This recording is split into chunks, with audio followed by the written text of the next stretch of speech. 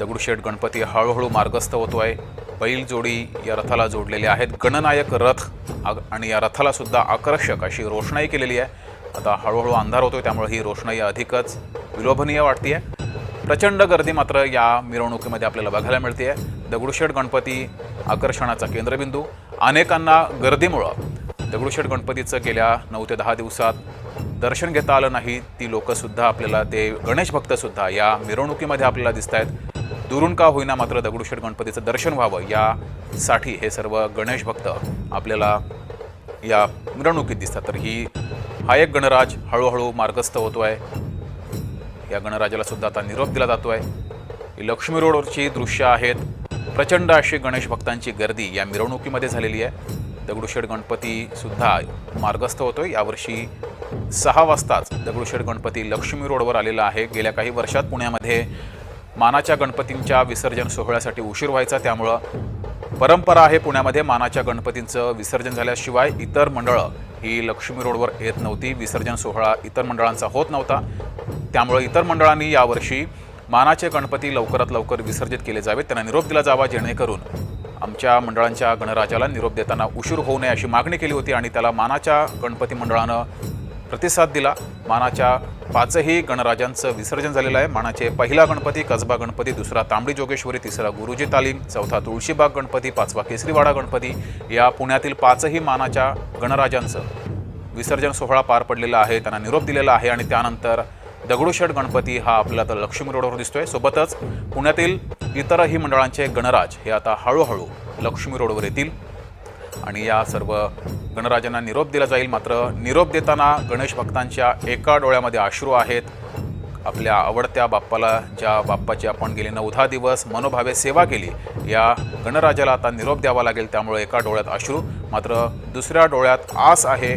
आज जरी निरोप दिला जातोय तरी पुढच्या वर्षी हा बाप्पा पुन्हा येणार आहे ही आस आहे आणि या साश्रुनयनानं सुद्धा गणराजाला निरोप दिला जातोय। प्रचंड गर्दी पुण्यामध्ये, ही लक्ष्मी रोडची थेट दृश्य आपण पाहतोय। लक्ष्मी रोडवर गणेश भक्तांची प्रचंड गर्दी झालेली आहे। मानाच्या 5ही गणराजांना निरोप दिलेला आहे आणि आता दगडूशेठ गणपती आपल्याला लक्ष्मी रोडवर दिसतोय।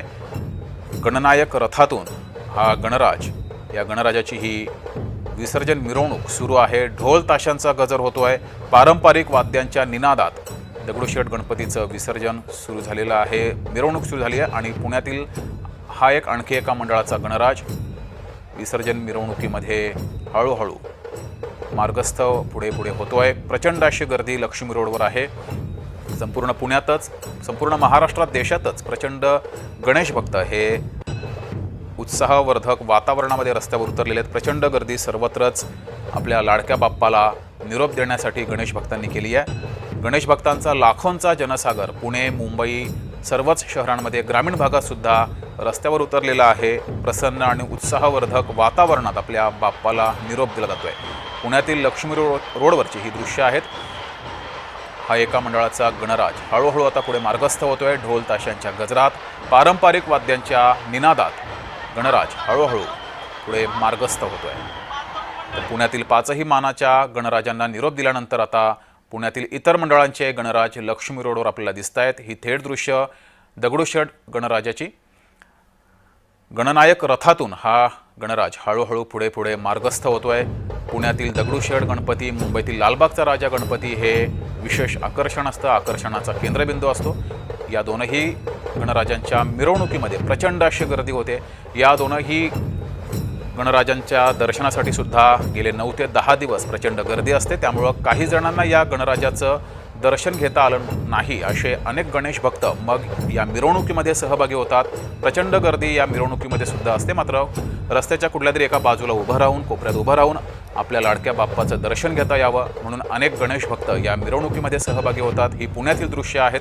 पुण्यातील दगडूशेठ गणपती लक्ष्मी रोडवर आलेला आहे आणि हळूहळू आता पुढे मार्गस्थ होतोय। ही लक्ष्मी रोडवरची आपण ही दृश्य पाहतोय। प्रचंड गर्दी आहे।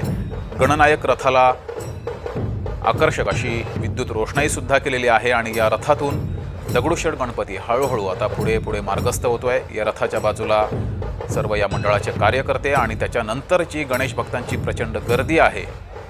ही थेट दृश्य आपण जय महाराष्ट्रवरती पाहतोय। यावर्षी लवकर दगडूशेठ गणपती हा लक्ष्मी रोडवर आलेला आहे आणि हळूहळू आता पुढे मार्गस्थ होतोय। इतरही मंडळांचे गणराज आता हळूहळू हे लक्ष्मी रोडवर येतील आणि विसर्जन मिरवणुकीमध्ये हे सर्व गणेश भक्त प्रचंड गर्दी करतायत। ढोल ताशांचा गजर हा आपल्याला पुण्यामध्ये बघायला मिळतोय आणि पारंपरिक वाद्यांचा निनाद सुद्धा बघायला मिळतोय। तर ही दृश्य आपण पाहतोय, दगडूशेठ गणपतीचा हा रथ, गणनायक रथातून दगडूशेठ गणराजाची गणाधीशाची ही विसर्जन मिरवणूक सुरू झालेली आहे। प्रचंड गर्दी आजूबाजूला गणेश भक्तांची आणि हा ढोल ताशांचा गजर आपल्या कानावर पडतो।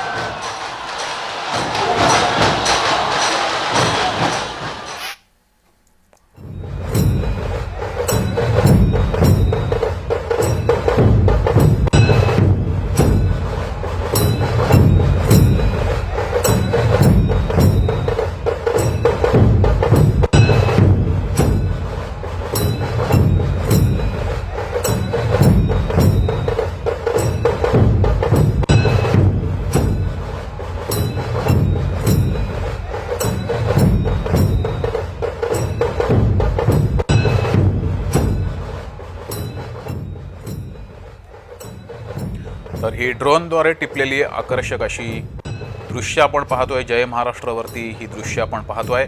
लक्ष्मी रोड आणि या रोडवरची ही प्रचंड गर्दी, गणेश भक्तांनी प्रचंड गर्दी या विसर्जन मिरवणुकीमध्ये केलेली आहे। दगडूशेठ गणपती सुद्धा लक्ष्मी रोडवर आलेला आहे। गणनायक रथातून हा गणराज गणाधीश हळूहळू आता मार्गस्थ होतोय।